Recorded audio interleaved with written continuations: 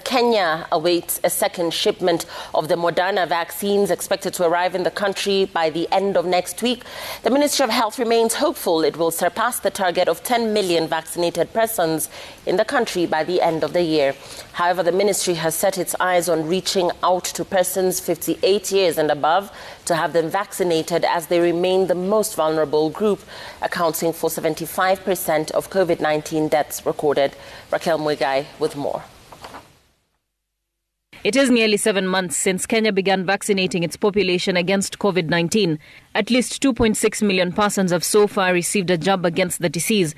Among them, 1,894,240 who have received the first jab and 798,799 people who have received the full dose.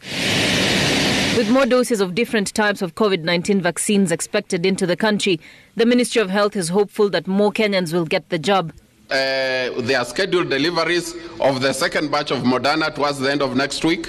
We are expecting also to get our Johnson & Johnson, and the Pfizer, which we are preparing, is also expected in mid. So assuming that that supply chain goes the way that we have planned as the Ministry of Health, we can even surpass the 10 million figure.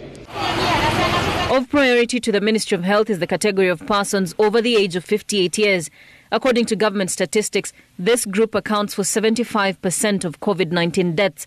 Additionally, the challenge of the elderly to pre-register for their vaccination is seeing many of them miss out on the vaccine jab.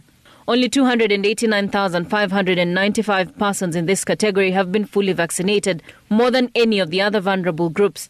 So what we are doing is to do assisted registration.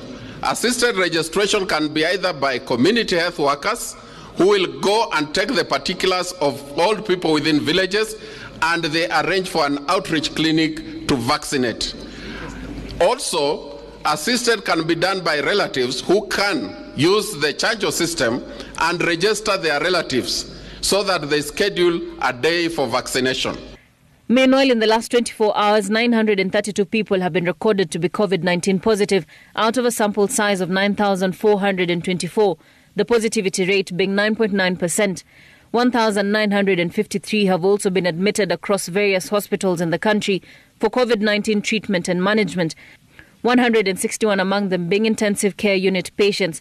31 deaths have also been recorded, one among them occurring in the last 24 hours. The cumulative fatalities now stands at 4,666. Raquel Mwigai, Citizen TV.